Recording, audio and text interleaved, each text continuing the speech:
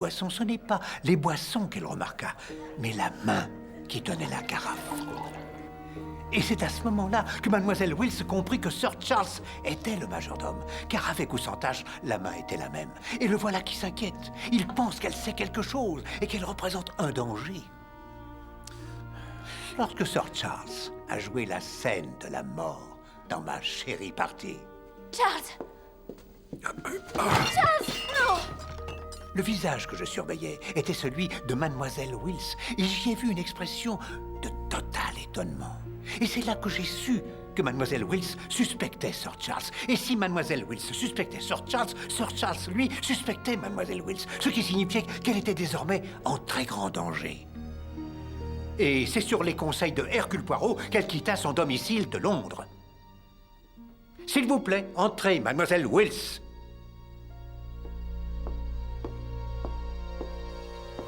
Je vous en prie, asseyez-vous.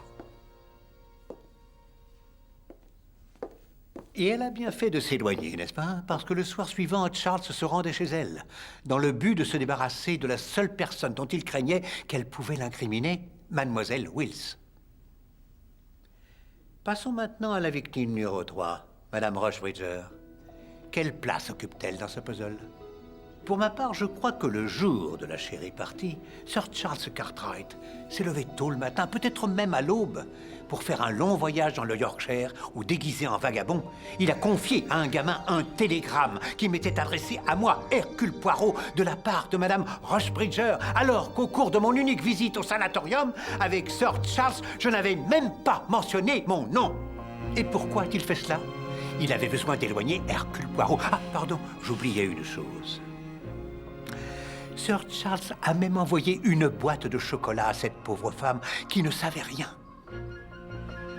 En fait, elle aurait dit à Poirot qu'elle ne savait rien du tout. Comment aurait-elle pu? Elle n'était qu'un leurre. Et c'est pour cette simple et unique raison qu'elle a été assassinée.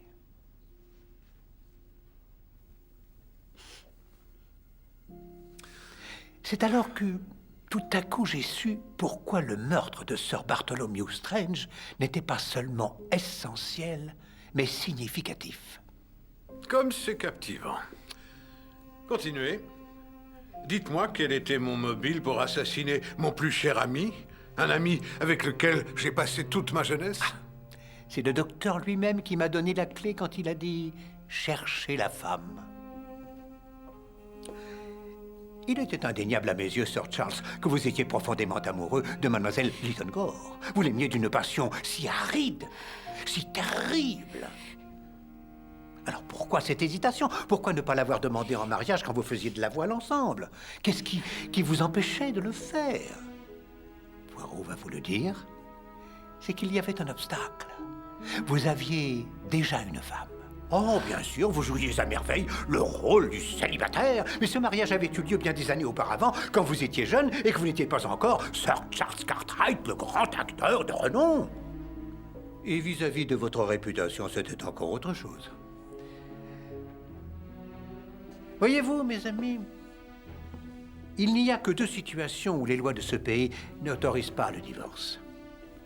La première, quand le mari ou la femme est condamné à la prison à vie, et la seconde, c'est quand l'un ou l'autre des conjoints est enfermé dans une institution psychiatrique.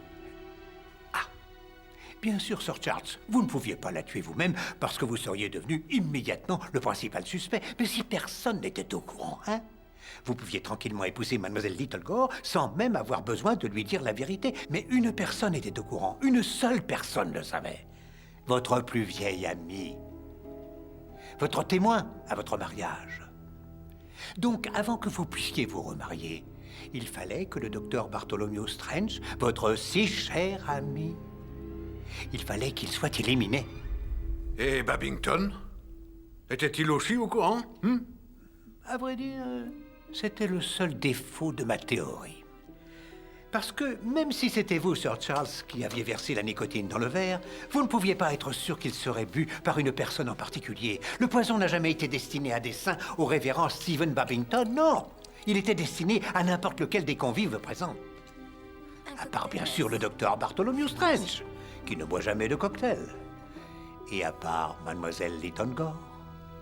la jeune femme dont vous étiez si éperdument amoureux. C'est vous-même qui m'avez tendu mon verre. Voici votre cocktail, Egg.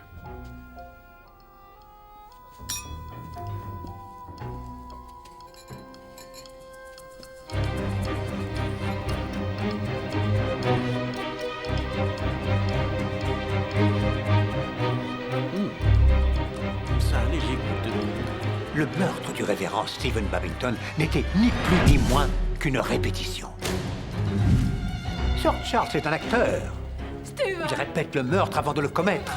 Et la répétition s'est bien passée. Stephen Babington est mort et personne ne soupçonne un crime. Même pas Hercule Poirot. Et c'est pour cette raison d'ailleurs que j'étais invité à Loumousse, parce que si Poirot n'avait pas de soupçon, personne d'autre n'en aurait. Et enfin, Mademoiselle Milleray. Vous saviez que votre employeur faisait des expériences chimiques dans la tour de la forêt. C'est vous qui régliez les factures pour la solution de traitement des rosiers. Mais vous saviez qu'il n'était pas jardinier. Et quand vous avez appris que la mort du révérend Babington était due à un empoisonnement par cette même solution, vous ne saviez plus quoi faire. Vous connaissiez le révérend depuis que vous étiez toute petite. Mais aujourd'hui, vous êtes amoureuse, n'est-ce pas, de votre employeur, qui est si fascinant. Mais en apprenant la mort de Madame Rushbridger, vous avez jugé que ça suffisait et vous êtes parti en Cornouailles pour détruire le laboratoire de la tour et protéger l'homme dont vous étiez amoureuse. Mais Poirot vous en a empêché. Commissaire, je vous en prie.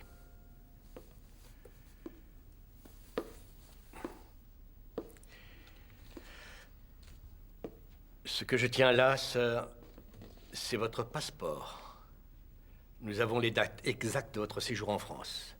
Et j'ai ici un papier qui prouve que dans l'asile d'Aberton, dans le comté d'Essex, réside une femme du nom de Gladys Mary Mag, âgée de 58 ans, et qui est votre épouse. Des plus légitimes.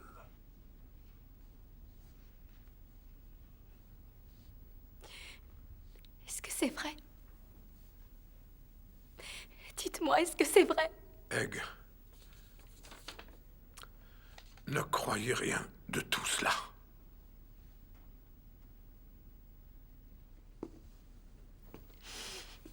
C'est la vérité, mademoiselle.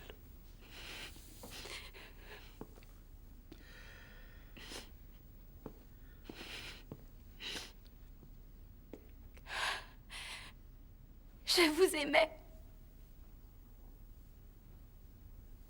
Que Dieu vous maudisse, Poirot. Regardez ce que vous avez fait.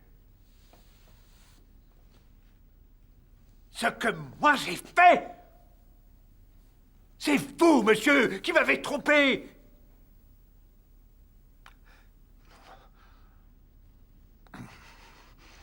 À cause de vous, je viens de passer 2 jours affreux. Vous êtes dérangé, monsieur. Dérangé.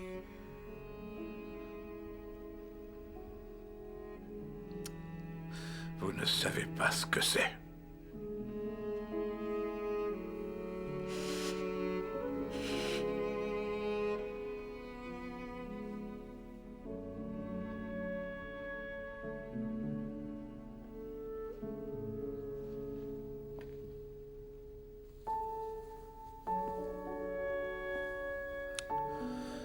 Tout le monde pense que vous êtes tellement heureux, tellement séduisant. Les filles vous courent après, de belles filles. Vous les embrassez, et elles s'en vont. Elles enlèvent leurs jolis costumes, et elles s'en vont. Et vous restez seul. Je vous aurais aimé, Egg, jusqu'au jour de ma mort. C'est tout ce que je voulais. De l'amour. Était-ce trop demandé? Ce n'était pas une raison pour tuer 3 personnes. Rappelez-vous, nos divertissements sont maintenant. Eh oui. Je vous maudis.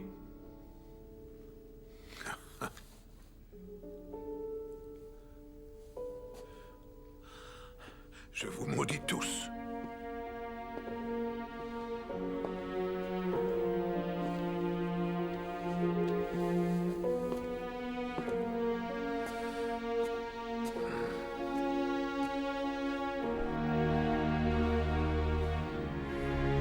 Je m'en charge, monsieur.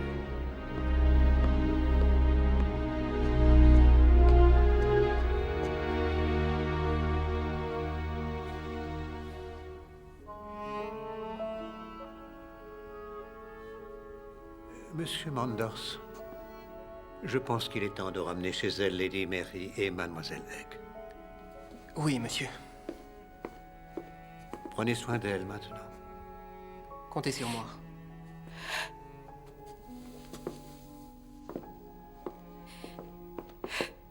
Mademoiselle,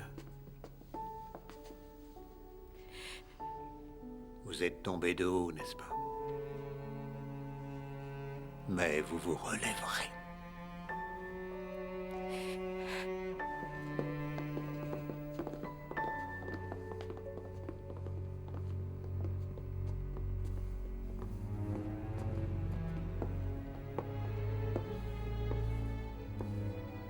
C'est une tragédie en 3 actes. Oui, la déchéance d'un grand homme. Je sais maintenant que j'aurais dû aller voir la police. Ne me jugez pas trop sévèrement. Moi, j'enquête, mademoiselle. Je n'ai pas à juger. Je viens d'avoir une affreuse pensée. Si n'importe qui pouvait boire ce cocktail, j'aurais pu mourir. Il y a une possibilité encore plus affreuse, mademoiselle. C'est moi qui aurais pu mourir.